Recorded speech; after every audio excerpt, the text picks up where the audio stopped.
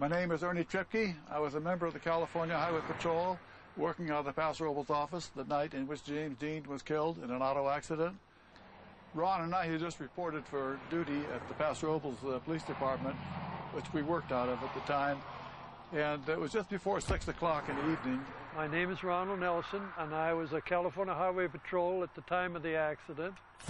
When we received the call of the accident, Ron and I were in separate vehicles, and we proceeded to the scene of the accident, which was at the intersection of Highway 41 and 46. When we arrived at the scene of the accident, we found a 51 Ford coupe in the roadway. And the Porsche was probably northwest, over next to the fence. The damage to Turnipseed's car was extensively in the left front. Now, the damage to the Porsche was the entire left side. When we arrived at the scene, I had no idea who any of the participants in the accident were. I found out it was James Dean, whom I had never heard of at the time. During the course of the investigation, several vehicles stopped and asked, is that Dean's car or is that James Dean's car? The only James Dean, or Jimmy Dean, I knew was the singer and the sausage maker. When we arrived, they were just loading the victims into the ambulance. That is the James Dean and his passenger. The other driver did not go to the hospital. I think he went in first, and then his mechanic went in later. But I was more interested in handling the traffic and taking pictures. Sometime later, the ambulance came back, and they were not under siren at all, and I knew that it was a fatal accident then, and they went right by the police department. They weren't going very fast, and I noticed a hand hanging out from underneath the covering on the stretcher, and it was blood on it. And, of course, we didn't know it was James Dean, and found out about it later. We took statements from Turnipseed, and he said he did not see Dean approaching as he made his left turn. It was just about sundown, and kind of a gray horizon, and the silver-colored Porsche with a very low profile made it very difficult to see in. As the wrecked Porsche was taken to a nearby garage, news of the death of James Dean started to filter through to the outside world.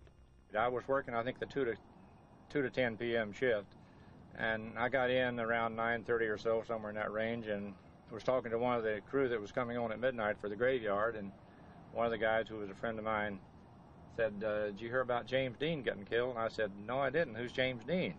He said, oh, he's a movie actor, just starting, and then it suddenly dawned on me, the name hit me then, and I reached in my pocket and pulled out the tickets, and sure enough, he was the one that I'd given the citation to.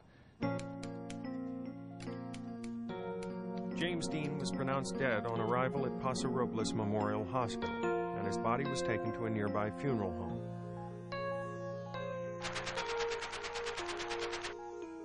News of his death had now reached as far as Los Angeles. I was called by an actor whose name was Tom Pittman, who was being groomed to do the Jimmy Dean kind of roles, and he was really very taken up with Jimmy's persona. He was the one who called and said, your Jimmy was killed today. I said, oh, Tom, this is such a bad joke. This is so wrong of you to do this. Why would you want to hurt me that way? And he said, no. He said, it happened today. Shortly thereafter, the actor who told me about this himself died in a Porsche. Went right over Mulholland Drive. Crashed. I happened to be on a beach, was listening to music on the radio. It was a little radio on the bar, and they announced his death, that he was killed in a crash.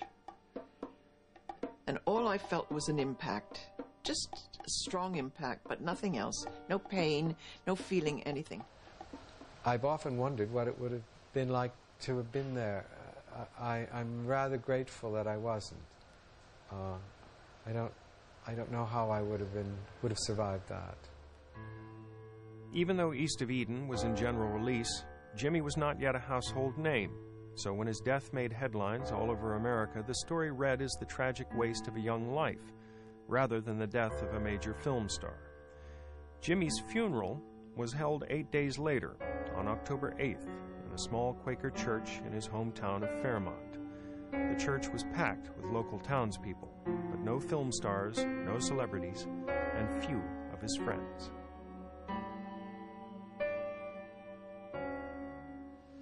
I chose not to attend Jimmy's funeral in the first place because I couldn't afford to go back to Indiana. A Hollywood columnist was putting together a charter flight. I later found out, but I didn't know that at the time. I was torn. I knew the family, but I also knew what was going to go on. I knew it was going to become a circus. I just chickened out. I just couldn't face it. I just couldn't do it. I stayed away because it would have caused great discomfort for the remaining, relatives. I knew that my being there would have caused an unpleasant stir. I don't want to do that, but I went there a month later, and I saw the first snowflake melting on his grave. 3,000 local people stood at Jimmy's graveside as he was laid to rest in Fairmont Cemetery. Elizabeth Taylor, co-star in his last film Giant, was too distraught to attend and sent flowers. In the 40 years since his death, Jimmy's grave has become a shrine for thousands of devoted fans. 3 days after his death, Warner Brothers released Rebel Without a Cause, which was followed by Giant, to the fanfare of a glittering star-studded premiere. The films were instant hits. The legend of James Dean, the movie star, was born just a few months after the real James Dean met his untimely death. For those critics that regarded Jimmy's career as a mere flash in the pan, Giant saw them grudgingly admit his talent. This is Texas, mighty colossus of the South.